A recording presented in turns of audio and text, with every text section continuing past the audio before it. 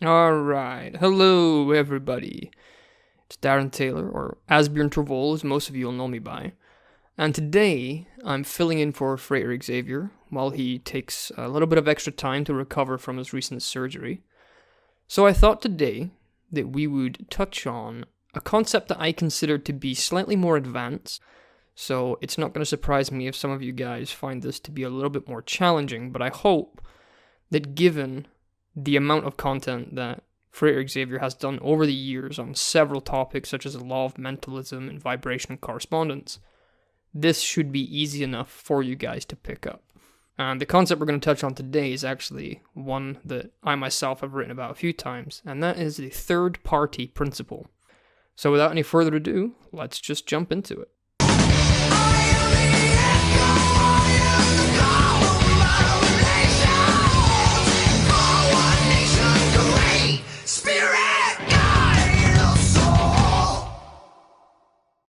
The third-party principle, named by myself, comes from the observation that I made when writing Magick, It's All in Your Head, that in order for magic to successfully work, there has to be a third party introduced into the structure of the mechanics of the ritual or the spell.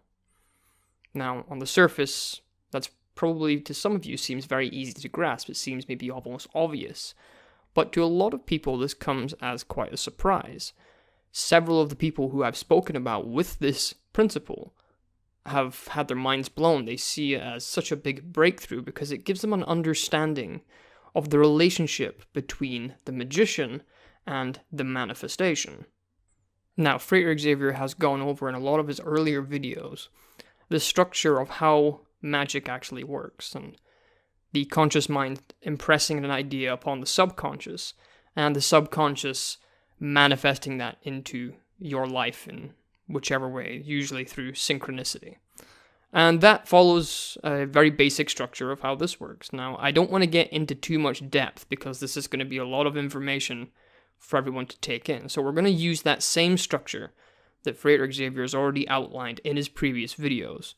The conscious mind impresses an idea upon the subconscious mind, and then the subconscious mind will then, through synchronicity, allow that manifestation to come into our lives. Now, that all seems very simple, it's very easy to grasp, and it gives you a very solid and clear idea of the mechanics of how magic works. Now, what's great about that description of magic is that it fits with every single ritual. Regardless of what type of ritual you're doing, regardless of the tradition that you're practicing, that same principle applies. And I believe that the third-party principle is exactly the same. And I see it as an extension of what Frater Xavier has already outlined in the process on how magic works. It is what I would consider one of the main mechanics that allows magic to work. So let's start with an analogy. In order for me to send a text message to, one of my friends, my mobile phone has to send a signal that goes up to a satellite, and then that satellite sends the signal to the receiving mobile phone. So there are 3 points in which the message has to travel to. From the original mobile device, which is my own, to the satellite, which then redirects it to the receiver. There are 3 points in that structure. Magic is exactly the same, and we're going to talk about what the third party actually is. And it relates to one of the other videos I actually did on this channel, which is the human variable, where we talk about the subjectivity. But magic requires a third party in order to function properly. So let's talk about a ritual. You go into ritual, and you have your intention for what you want to manifest. And then throughout the ritual, you are attempting to impress the idea onto your subconscious. But the things that you are using to impress upon your subconscious mind is the third party. And ironically enough, these are usually several things that form a collective third party. In every ritual, you will find components. The majority of rituals include incense, candles, the invocation of a god or deity or a demon, depending on which rituals you're doing. All of those things make up the third party. So if you want to think of ritual in the same way that we do the mobile device, you are attempting to text your intention to the universe, and the ritual itself and all the components within it are acting as the satellite, as the third party principle. Now you have to ask yourself, well, why? Why do we need this third party in order for our subconscious to receive the signal? The answer to that is, well, technically speaking, you don't. You don't actually need a third party. It is entirely possible for you to have a thought in your mind and have it go directly into your subconscious and have that manifest.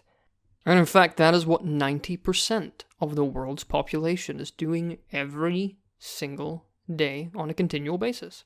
It's for this reason that the only difference between a magician and everyone else is that the magician practices magic intentionally.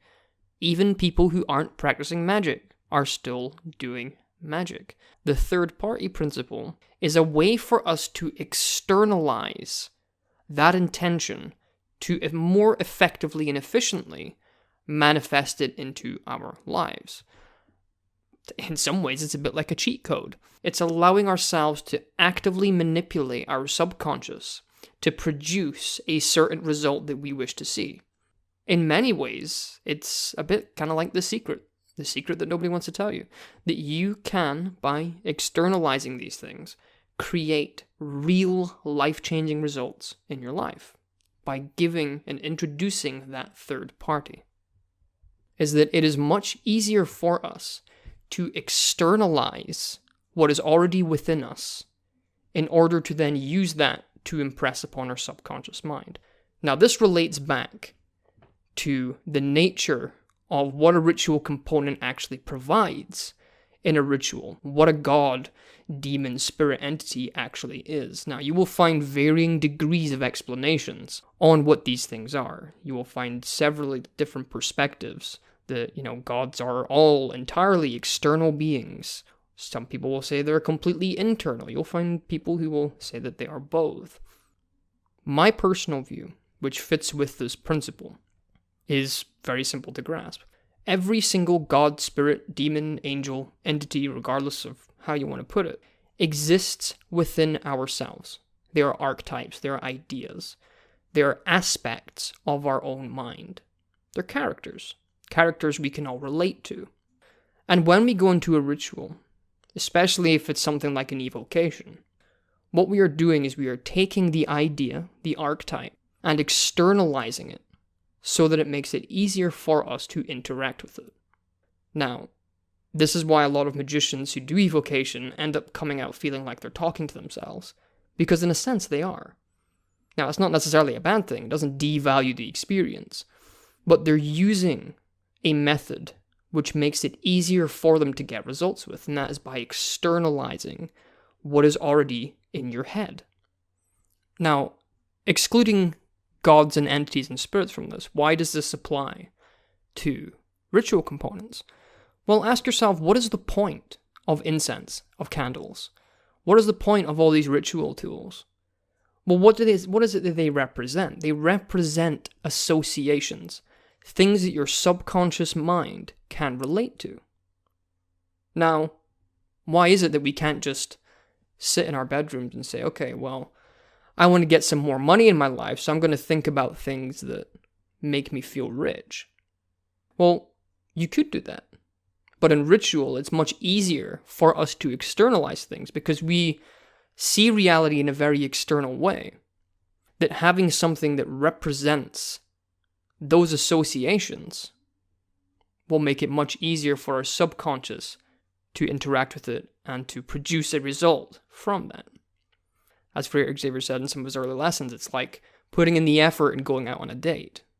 You have to impress the subconscious. And psychodrama in a ritual is one of the most effective ways to do that. Another thing that I'll throw in here is that not all rituals have to be done in the ceremonial setting. We have this thing called a morning ritual. Now, that might sound just like a cool play on words, but really sit and think about it. Now, the third-party principle is used in every single ritual. And when you can learn to identify it, you can learn to understand the mechanics of how the ritual gets from point A to B. And learning to identify what is going on in a ritual will give you a much clearer understanding of how to perform a ritual than just copying something that someone else is doing. All the tools that you use in a ritual are, at their core, just objects. But it's the relation to your mind, to your subconscious, that makes the difference. And this is why the human variable is also so important, because all of those things depend completely upon your own subconscious mind, which can be very different from the next person, which is why every magician can achieve different results by doing the same rituals, or get the same results doing completely different rituals. The third-party principle is simply the observation that every ritual needs a third party in order to transmit our intention back to ourselves. Now, there's a lot about this principle that can get very complicated, which is why I'm trying to keep it as simple as possible for you guys to digest. But the reason that this is important, at least for me, to recognize, is because it gives us a greater view onto the significance of the components we use in a ritual. I think that throughout the past few years in our community, we put a lot of emphasis on gods and deities and spirits, and we put less emphasis on our own minds. There's a few things that I see commonly happening with a lot of magicians, and that is that they're removing their responsibility, their accountability, and also their credibility onto some other entity or god or spirit, rather than recognizing that they are actually the driving force that's externalizing these inner archetypes and feeding that information back to themselves. And when you understand that and you can realize that, you go, wait a minute.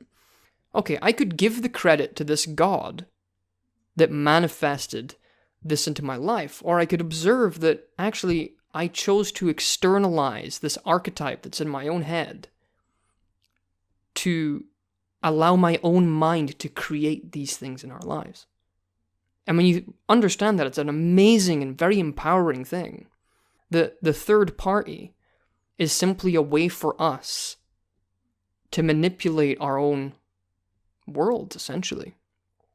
Now, what I will also say, and this is something that I've made a lot of notes of in my own experimentation with this, is that this also relates back to the importance of the number 3, the third point of manifestation. It's not have an intention and get a result. It's have an intention, externalize that into a third party and feed it back. There's a 3 points, the 3 points of manifestation.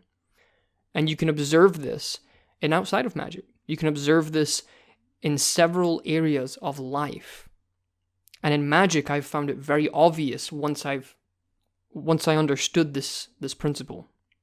In science, you learn to recognize patterns. And I think that in magic, in order for us to understand the mechanics of how magic works, we have to be able to observe the patterns that every ritual has in common. That's how you find objectivity. And that's how you separate the subjective from the objective.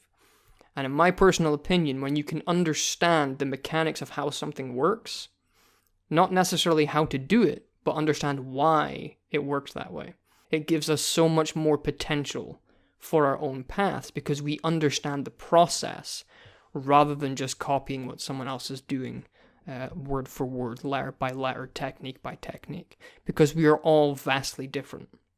And the third-party principle is another one of those golden gems that allows us to really understand what's happening when we're in the ritual circle. Now, this isn't a huge lesson. It's a very basic concept. It just needs a lot of background understanding to really grasp. But I encourage you guys to go into ritual and try and observe this third party. Try and learn to identify it and see what's happening going on. But I also encourage you to question everything that happens in a ritual. question every entity, question every result, question every component that you put in there, because the more questions you're asking, the more information you're going to end up with. And what we're seeking is to have a greater understanding of these mystery traditions. What's great, at least I find about today, is that the ancients and these traditions knew that doing X, Y, and Z equaled this result. But now we're in an age where we have the technology and we have the understanding of science to almost pinpoint some of those mechanics and allow ourselves to use them to our advantage. And I've always been a firm believer that while the old ways are great and they're valuable, we have to be able to make progress. To follow in another's footsteps is just repetition. And we're wanting to move forward, not stand still. So I hope that you enjoyed this lesson. I know it was probably a very simple one. It doesn't really offer you much in practicality, but it's an observation that has helped me a lot in my own practice and my own work, and I hope that it will do the same for you. So I want to thank you all for staying and listening to me for all this time, listening to me ramble on. And Frater Xavier will be back shortly, while he's recovering from his recent surgery. So I want to thank him again for allowing me to come on here. And until next time, stay true and stay awesome.